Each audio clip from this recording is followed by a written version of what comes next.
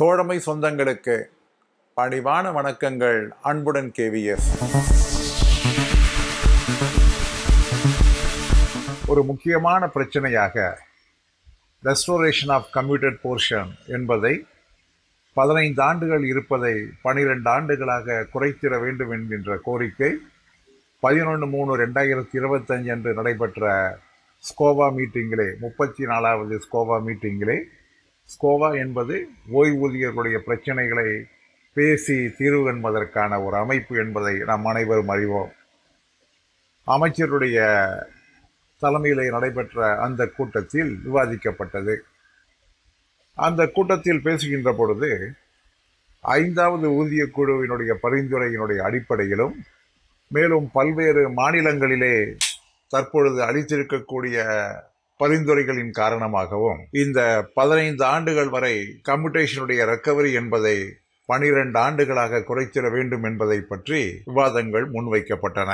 நாம் ஏற்கனவே நம்முடைய பழைய வீடியோவிலே இந்த ரெஸ்டோரேஷன் ஆஃப் கம்யூட்டேஷன் என்பது ஏன் 10.8 ஆண்டுகளிலே நமக்கு அது முடிக்கப்பட வேண்டும் என்பதற்கான விளக்கங்களை மிக தெளிவாக நாம் அளித்திருக்கின்றோம். இதற்கான ஒரு கோரிக்கை மனுவினையும் அனுப்பி அந்த கோரிக்கை மனுவினையும் நாம் சுற்றுக்கு அனுப்பி இருக்கின்றோம். நிச்சயமாக இதனுடைய முக்கியத்துவம் என்பதை நம்முடைய தோழர்கள் அத்தனை பேருமே அறிவார்கள் என்பதிலே எனக்கு மாற்று கருத்து இல்லை. ஒரு 12 ஆண்டுகள் முடிந்த பின்னாலே இந்த கம்யூட்டட் போர்ஷன் என்பது திருப்ப வழங்கப்பட வேண்டும் என்கின்ற கோரிக்கை வலுவாக எழுப்பப்பட்டது. அதுவும் குறிப்பாக ரிசர்வ் பேங்கினுடைய அறிவுறுத்தலினால் இன்று வட்டி விகிதங்கள் குறைந்திருக்கக்கூடிய இந்த நேரத்திலே இந்த ரெக்கவரி என்பது மிக அதிகமான பணத்தை ஓய்வூதியரிடமிருந்து வசூலிப்பதாக அமையும் என்பது வலியுறுத்தப்பட்டது.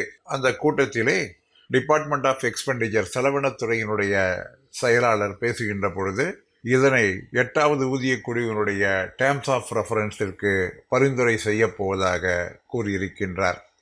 அதாவது ரெஸ்டோரேஷன் ஆஃப் கம்யூட்டட் போர்ஷன் 15 ஆண்டுகள் என்பது 12 ஆண்டுகள் குறைக்கப்பட வேண்டும் என்கின்ற கோரிக்கை 8வது ஊதிய குழுவினுடைய பரிசீலனைக்கு உட்படுத்தப்படும் என்பது செலவினத்துறையினுடைய செயலாளர் கூறிய ஒரு உறுதிமொழியாகும். இதே பிரச்சனை மீண்டும் 23/4/2025 அன்று நேஷனல் கவுன்சில் JCMலே விவாதிக்கப்பட்டது. அப்பொழுது அதற்கான பதில் தரக்கூடிய நேரத்தில் மீண்டும் ஒரு முறை ஊழியர் தரப்புடன் இது குறித்து பேசப்படும் என்று பதில் தரப்பட்டிருக்கிறது. அப்படி என்றால் இதிலே மிக தெளிவாக டேர்ம்ஸ் ஆஃப் ரெஃபரன்ஸிற்கு அனுப்பப் போகிறோம் என்கின்ற அந்த உறுதியான பதிலை standing committee JCM national council கூட்டத்திலே தரவில்லை என்பதுதான் அதற்கு பொருள்.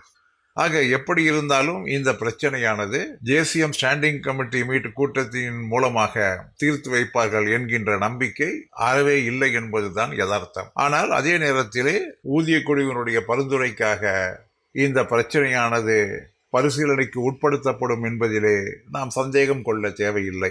ஆக எப்படி இருந்தாலும் இந்த பிரச்சனை தீர்வு காண்பதற்காக நாம் இன்னும் காத்திருக்க வேண்டும் என்பதுதான் இங்கே இருக்கக்கூடிய ஒரு கொடுமை என்பதை பதிவு செய்து முடிக்கின்றேன். மீண்டும் சந்திப்போம். அன்புடன் KVS.